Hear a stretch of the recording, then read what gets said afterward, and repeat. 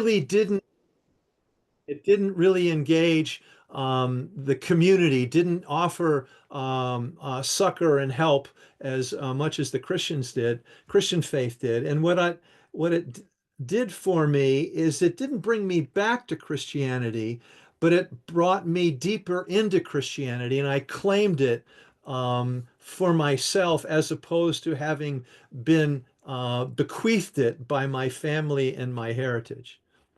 So I went to divinity school, and through my relationship with Henry Nouwen, some of you may know, Catholic priest who's written a lot of books, he introduced us to more silence and discovered that there are silent communities in America, monasteries. And I've been to many, many monasteries, part of organized silence, and I'm a fellow at Society of St. John the Evangelist in Harvard Square, which is an Episcopal monastery, and I go there regularly. My spiritual director is there.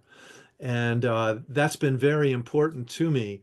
Also had a commitment to, this was for my senior thesis of writing about attitudes toward death, to helping people um, deal with the end stage of life and the truths that emerge there. So I was a hospital chaplain for a long time, and I moved away from that partly because four men my age died of cancer during my chaplaincy at Hartford Hospital in Connecticut.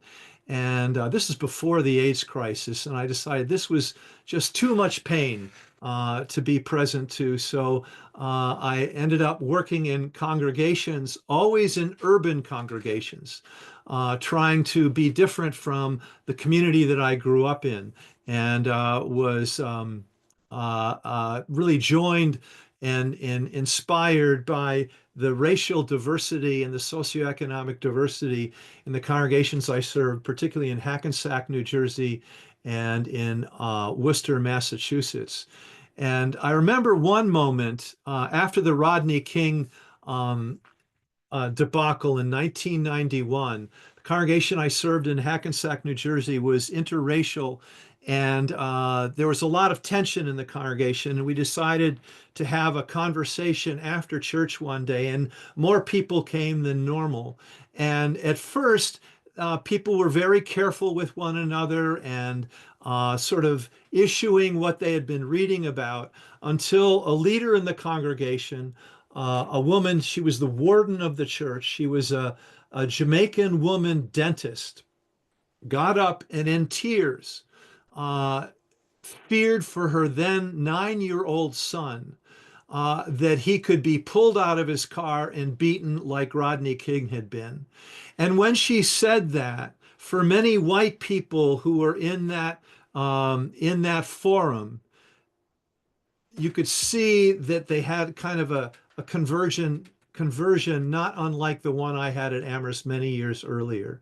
Because this is somebody they knew, this is somebody they trusted, this is a story that got beyond what they had been reading about or seeing on TV, to something with somebody who they trusted, and it moved people together. So that's been something that I've really been involved in. While there in Hackensack, New Jersey, it was in the middle of the AIDS crisis, and we had a healing service with people with AIDS. And what I learned there is that there were two groups that were working in the AIDS field, secular groups, and really they hated each other because they were seeking patients and they were seeking funding.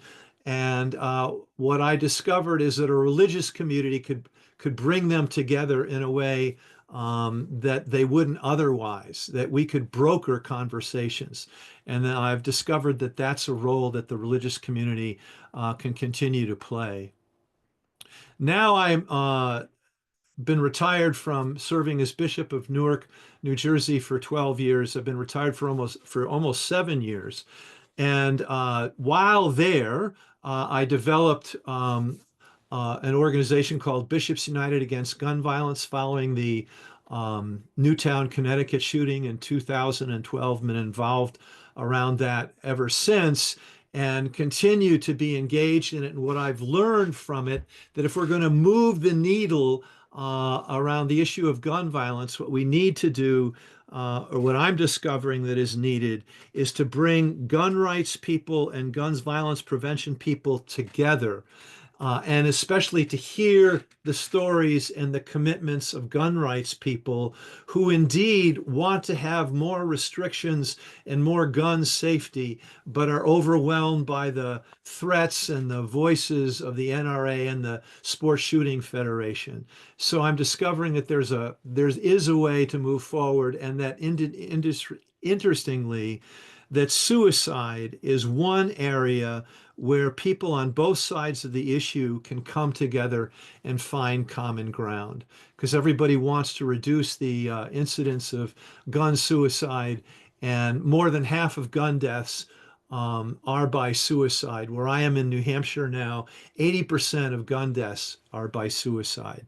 In Massachusetts, which has stronger gun laws, that ratio is much less.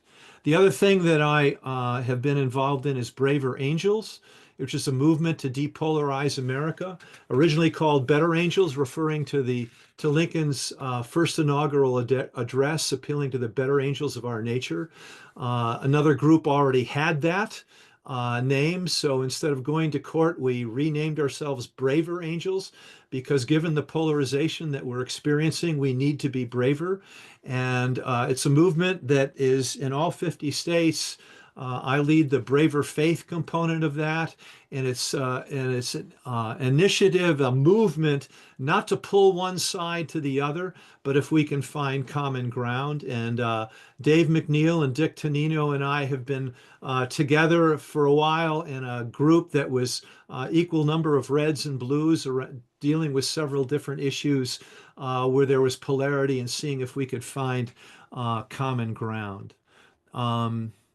All of this sort of harkens to something that my spiritual director introduced me to a couple years ago, called the mandorla, Mandorla.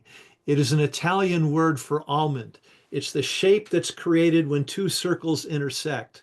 Think Venn diagram from sixth grade math. And initially in medieval art, the mandorla, not the halo, the mandorla was the intersection between heaven and earth. Today, I see the mandorla as the intersection between red and blue, between two opposing perspectives. And I think that is the arena to which I feel called. And I think the prophetic voice today, more and more, needs to be calling people into that space, which is a place of risk, a place of transformation, a place that you can only go into if you're open and willing to listen to the other side to see if we can find common ground. This is hard to do. It's harder to do these days because of the polarization that is intensifying on a daily, if not an hourly basis. And there's some days when I want to give all this up and just sit and look at Mount Monadnock, which is outside my window.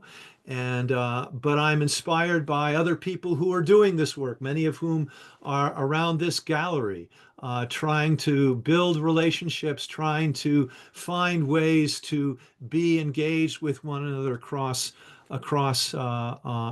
difference. So that's where I am today, and let me stop by referring to a conversation I had recently with Jonathan Rauch, who is a senior fellow at the Brookings Institution and also an editor at Atlantic, who is a self-identified Jewish atheist gay man. And he is passionate about pursuing religion, particularly Christianity. And he has a new book out called Cross Purposes. And in the book, he says that Christianity is a load-bearing wall for American culture. And he's calling out the Christian church, particularly the Christian church, because the writers of the Constitution were predominantly Protestant and Christian, not that we need to become a Christian country, but the values and the commitments go hand in glove with the Constitution, and we need to shore that up and to engage it more. And that is kind of the work that I see myself doing, engaged in reconciliation. Let me stop there. And questions, comments that anybody has? What I would ask is if you can use the raise your hand feature on the thing down at the bottom, the react or whatever, so that we don't talk all over one another if we can. Or you can use the chat to type in questions or comments that we can, I'll moderate and feed to Mark. Mark, the one question you talk about, Christianity as being the foundational wall of United States and the democracy, et cetera. Talk a little bit about Christian nationalism, because I think for many people, when you talk about someone who is Christian, there can be a slip, if you will, into, oh, you're a Christian nationalist, and I think it's important to there be a clear distinction. Yeah, I'm going to answer that. I respond to that in kind of an indirect way. Over 100 years ago, the Episcopal Church, which has been my home for the past, well, really my whole life, made a bargain with the corporate America. In 1916, when the National Cathedral was finished and people could worship there, the Episcopal Church named it the National Cathedral. Didn't ask anybody, just sort of named it the National Cathedral out of its arrogance and hubris.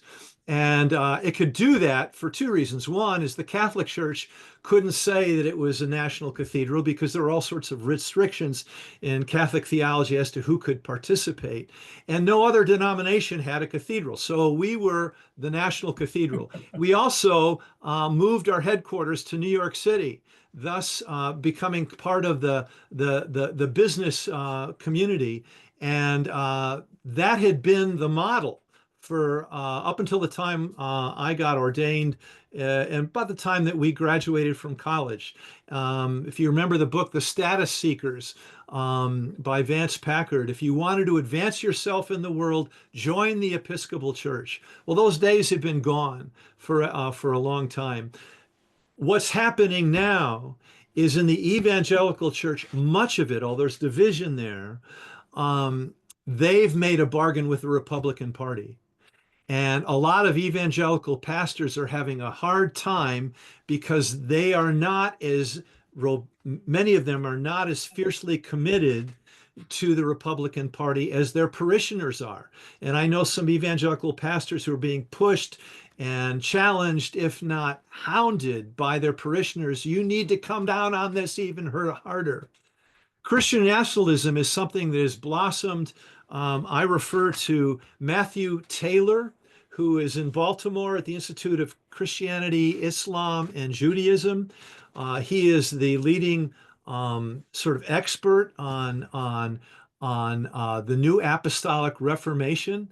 I've done a podcast with Matthew. He talks about Christian New Apostolic Reformation, which is a segment of all of this.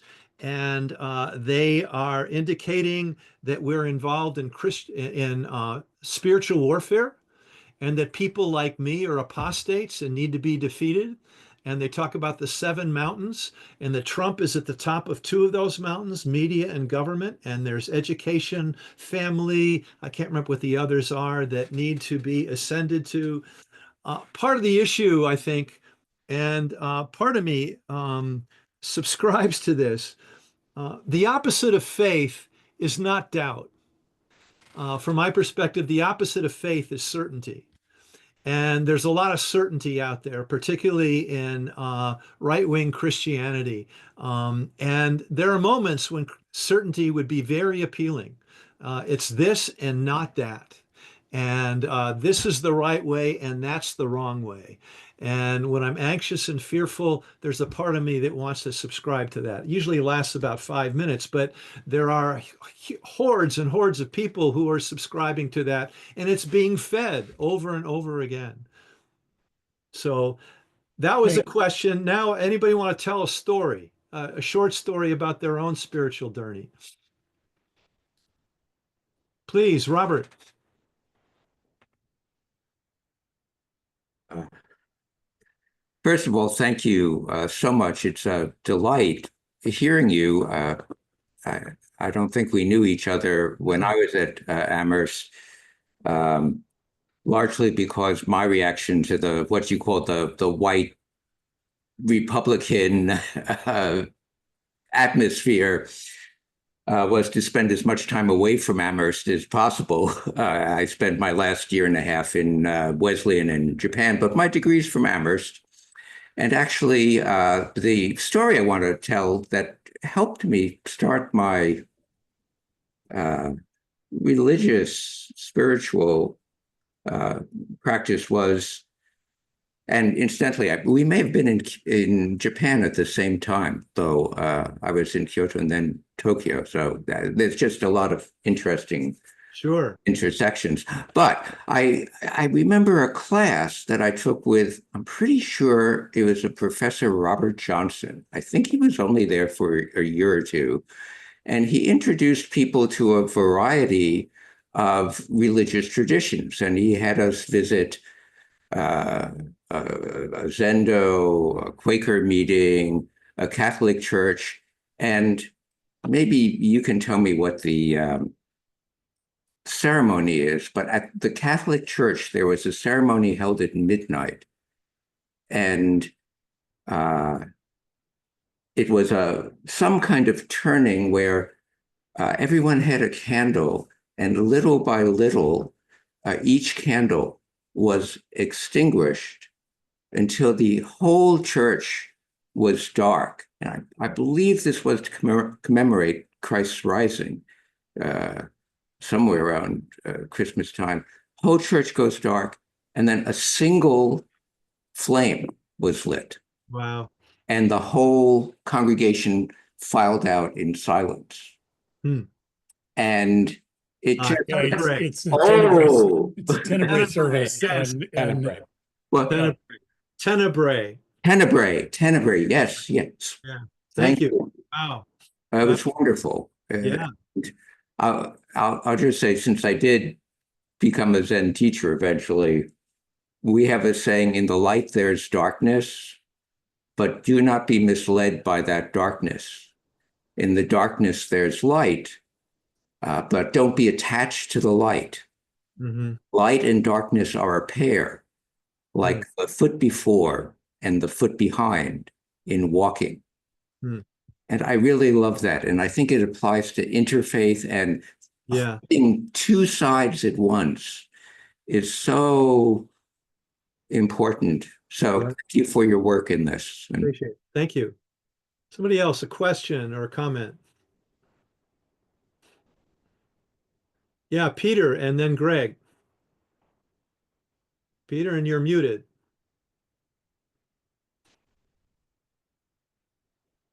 You're still muted. There we go. This was great, Mark. Thank you. I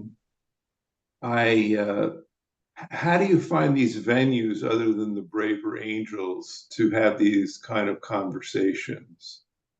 I've been doing it with one very conservative friend, but realized that these conversations really have to happen, deep in community in order for change to come. So what venues are there, or is it just a way of being you should be when you confront people of very different political or other beliefs? Yeah. There are a number of bridge building uh, organizations and movements. Braver Angels, which started after the 2016 election, recognizing that we're deeply polarized, is perhaps the most well known.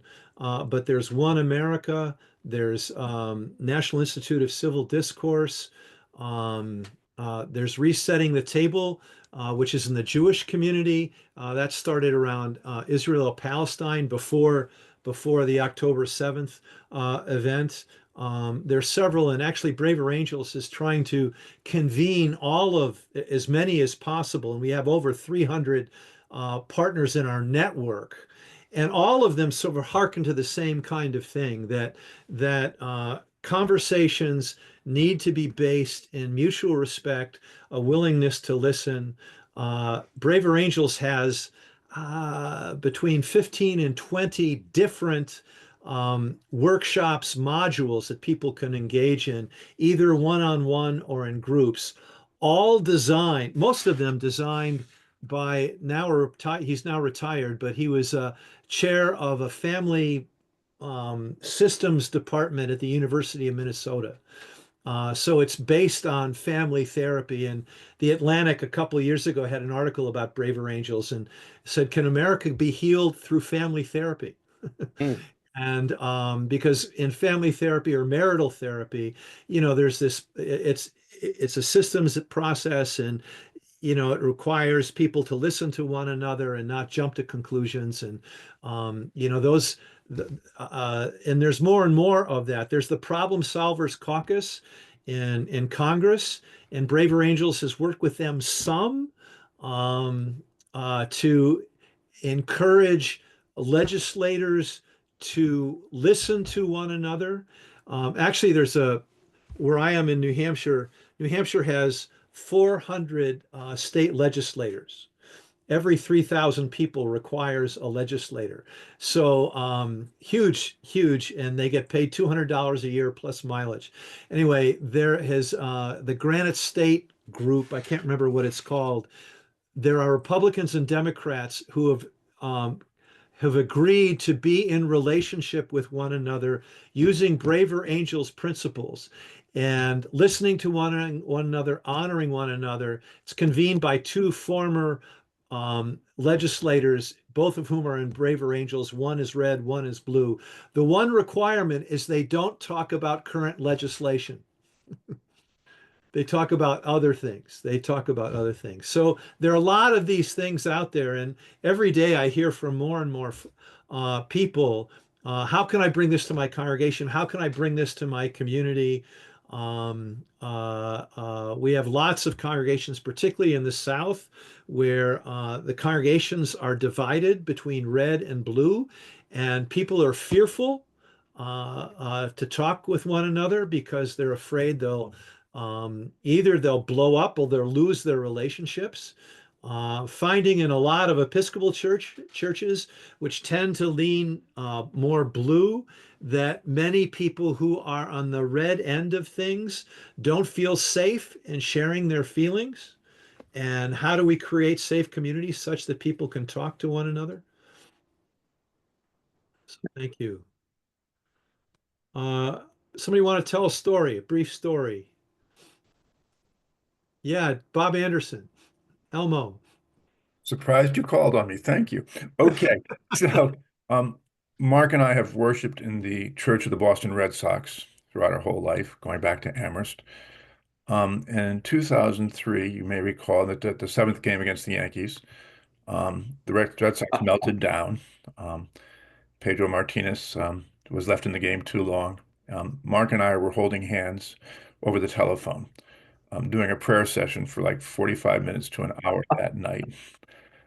I should add, by the way, that the Red Sox are the ultimate Christian team, at least for the first 30 years, because but with one exception, they always put the crucifixion after the resurrection for those first 30 years until 2004. But in any case, we were on the phone that night, just holding hands, despairing, hoping, all that.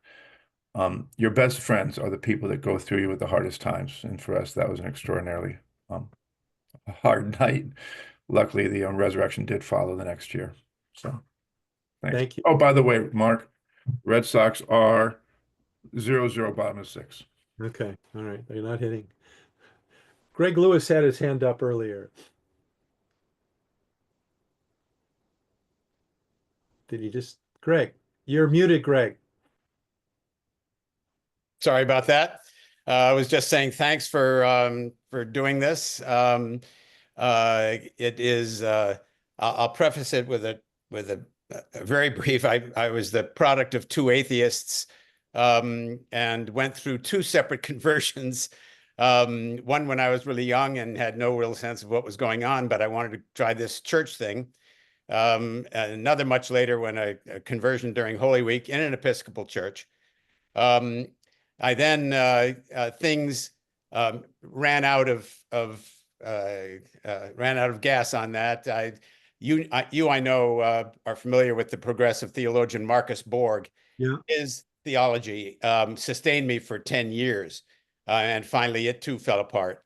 And I'm now back singing in an Episcopal church because my wife, Susan Hall, 73 Smith, is there, and she's suffering from a life-threatening illness. But my heart is more Unitarian or with secular humanism.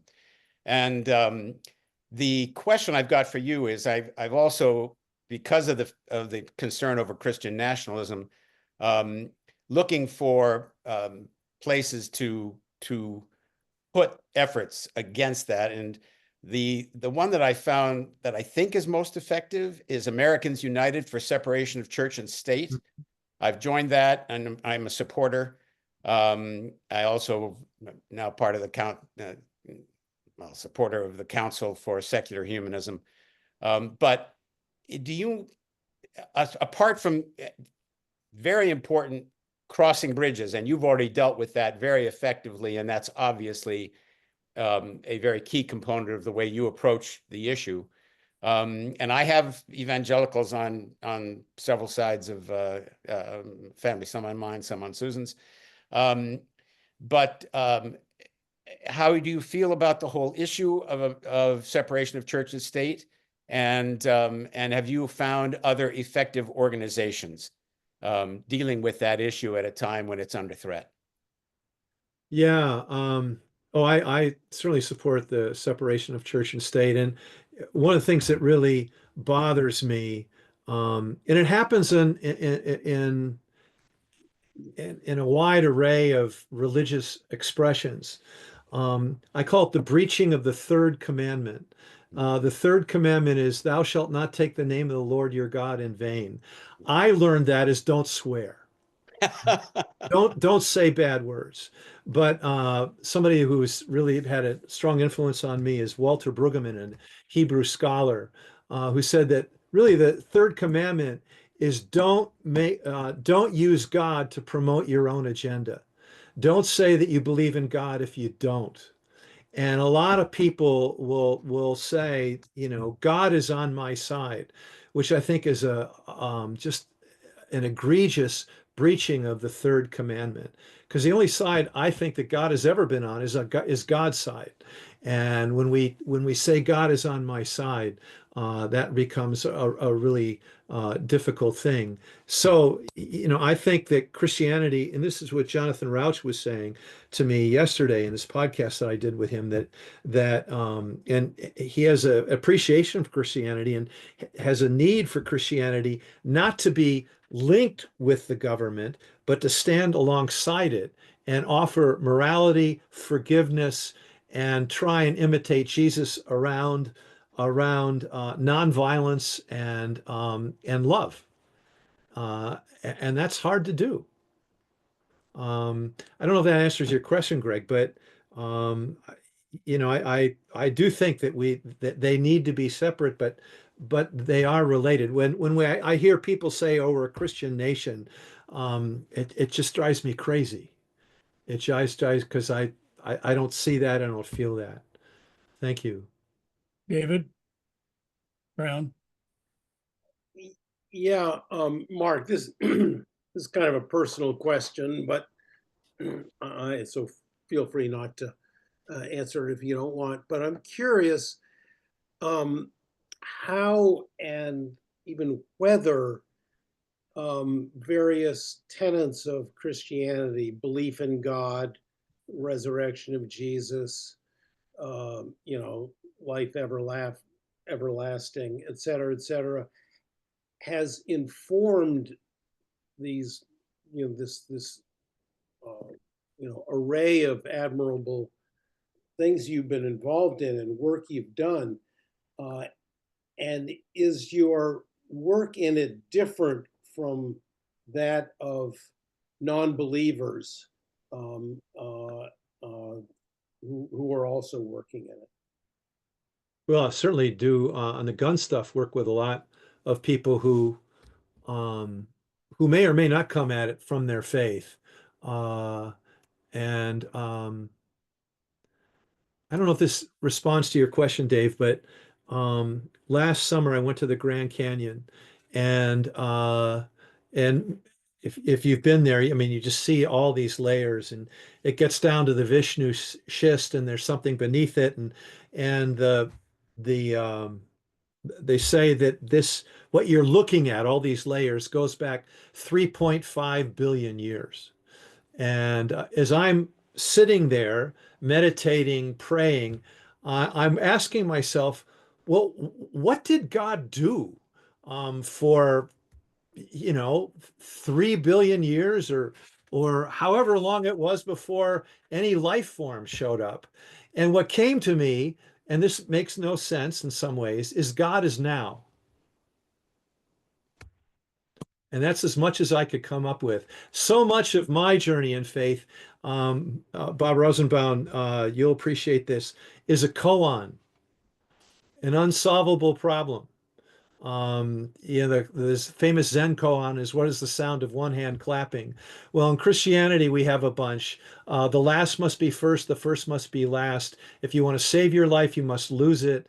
And a koan is you just sit with it for a while and can't figure it out. And somewhere along the line, something emerges, a truth, a gift, a grace emerges. That's been my experience. There are all sorts of tenets of Christianity. Well, let me tell another story. I was recently in Istanbul, and Istanbul is the capital of the Eastern Orthodox tradition. And the Western Church and the Eastern Church broke in 1054. And it was moving in that direction.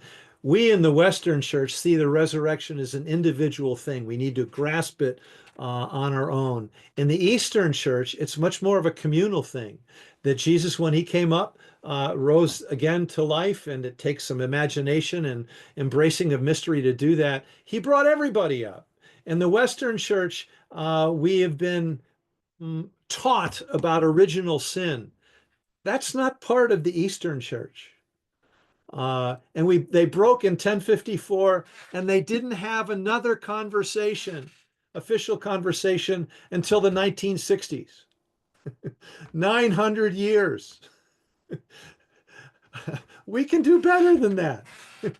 But it also speaks to the egocentric and notion that we have, and the desire for domination, which I think we're experiencing now with Christian nationalism wants to dominate, which I think is antithetical to the gospel, least as I receive it. So it's just conundrums everywhere. Someone else, question, comment, story. Yeah, Dave Hackett. Quick story, talking about the absence of spirituality at Amherst. In the fall of 71, I was interested in, I didn't know what it was, but maybe it was spirituality.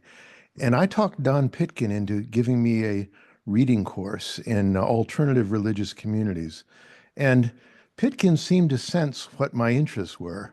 He gave me a book called Waters of Silo, Thomas Merton's story of Trappist monasticism in North America.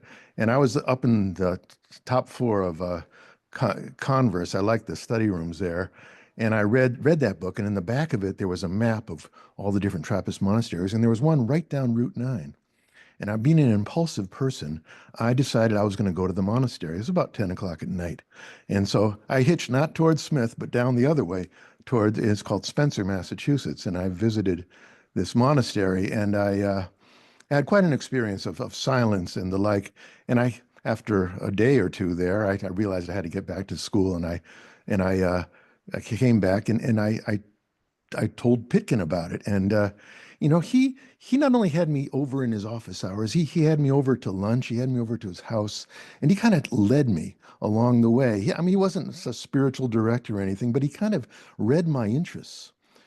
That, and then the next semester, John Rattay, I started in conversation with him, and I was growing interest in Catholicism, and he was willing to do a reading course with me on the saints of the Catholic Church, particularly Teresa of Avila, John of the Cross. And it was not in the classroom, it was not in his office, it was at his house. And he just would invite me over, and he would talk about it.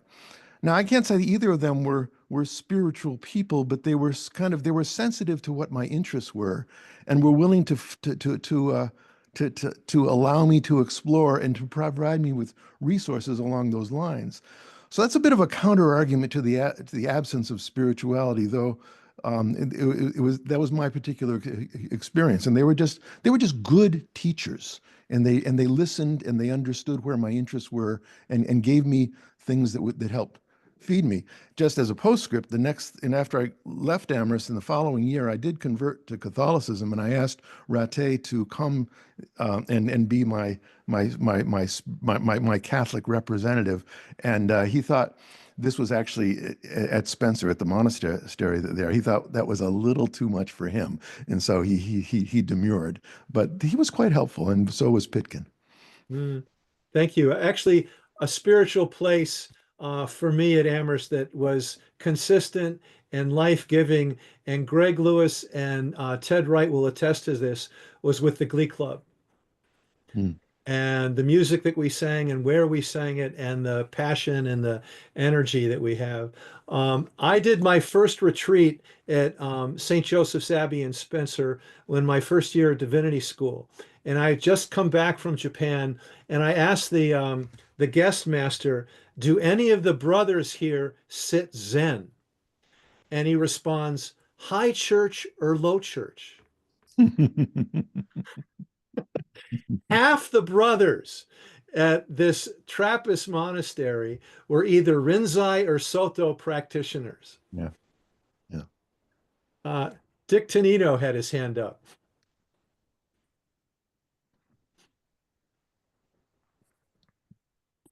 Okay, unmuted.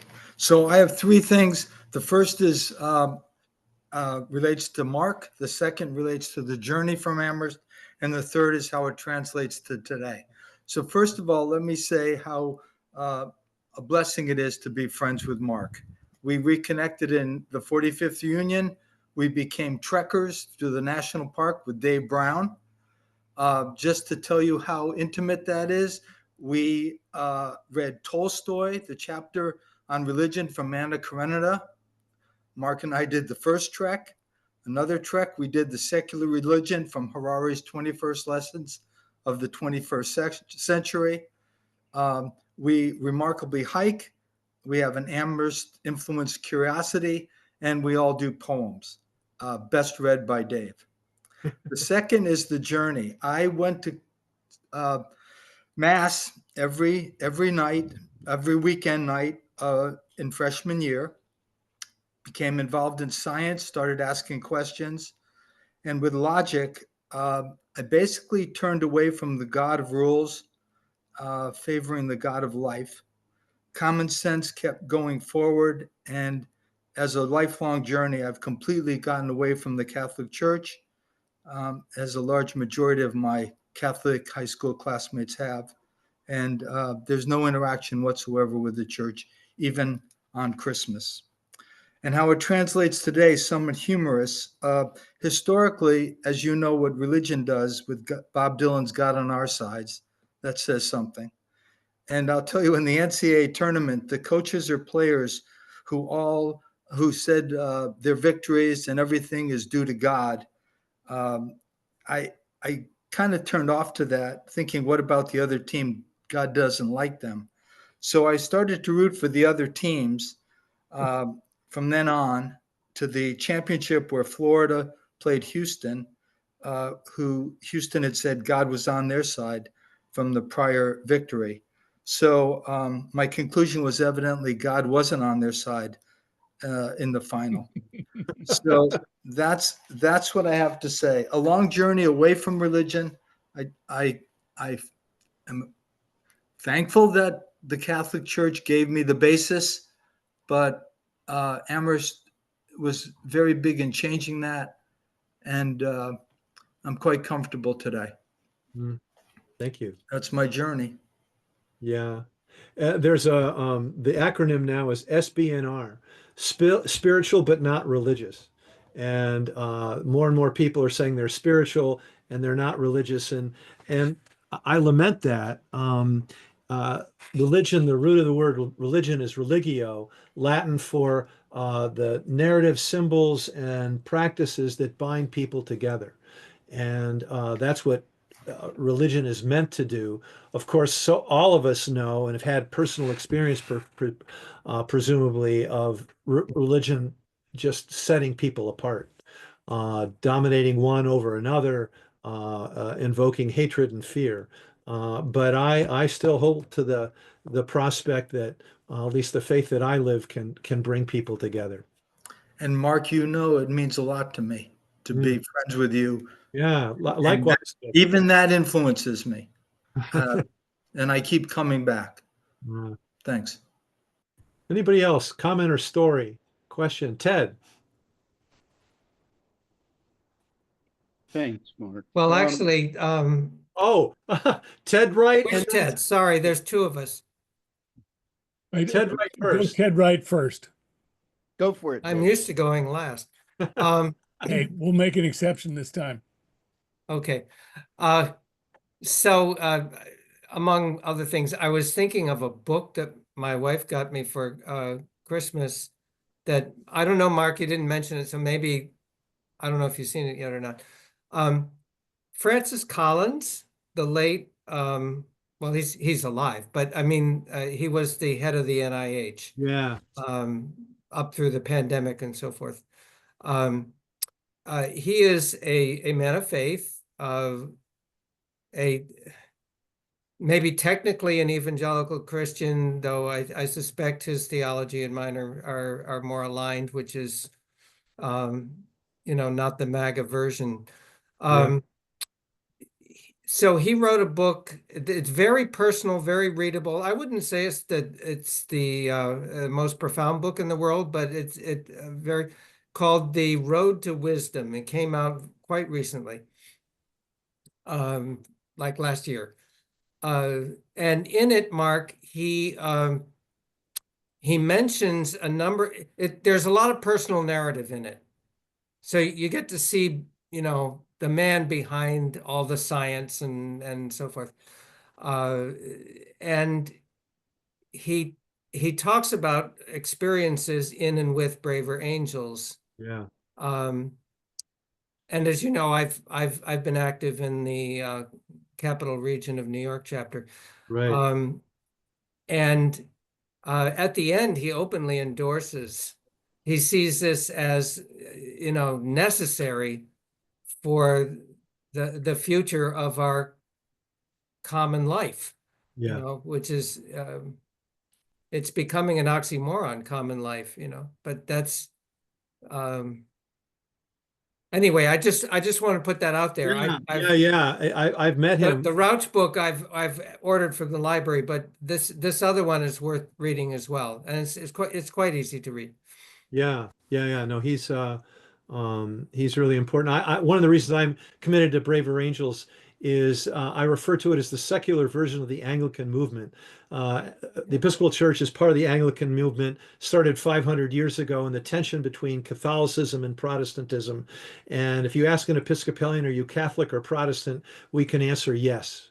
We're both, or we're neither. So we only live if in you're that- high Episcopal. Yeah, yeah. Ted Spaeth. Okay, thanks. First of all, I'm getting a great deal of nourishment from this conversation, and I'm very, very grateful.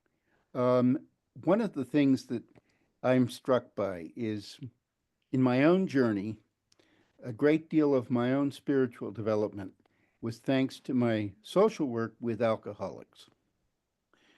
Alcoholics often describe themselves as people seeking God through the bottle and finding God more often than not in Alcoholics Anonymous. And one of the things that I've done as part of my career is attended thousands of AA meetings where I was open, and I began to see more and more of myself in my clients and myself. So I stopped drinking. But what I also learned through participation in all those AA meetings was that the spirit in an AA meeting is that of there are no big I's and little U's. It's sort of the ultimate Quakerism without the weighty friends and the sense of moral superiority that some of us weighty friends can communicate to people, and that is one of our grave defects, I would say. It's often said that the problem with us, those of us who are Quakers, is that we have a tendency to be rather arrogant in our belief that we have a corner on the truth. And that's very dangerous because that loss of humility is a terrible thing. But you don't see that in an Alcoholics Anonymous meeting. Yeah. You see humility because people have been beaten down by their own mistakes and their own problems. And the result is that, for example, politics is left at the door. One of the wisest, finest, most inspiring people I know in an AA meeting that I like to attend is a devout Trumper, but we don't talk politics. And we truly love each other. I mean, this guy is versed in all of the literature of AA, and he shares it, and he cares so deeply about other alcoholics that he's as good a quote unquote small c Christian as any I've ever known. And the result of that experience was that it's allowed me to be an ambassador to all sorts of other faiths. When I worked at the Salvation Army for 10 years, mainly as an emergency shelter director, I was an ambassador from AA, encouraging the evangelical Christians to keep an open mind to the value of attending Alcoholics Anonymous. When I worked at Episcopal Community Services, I went to the Hope Group of AA every day.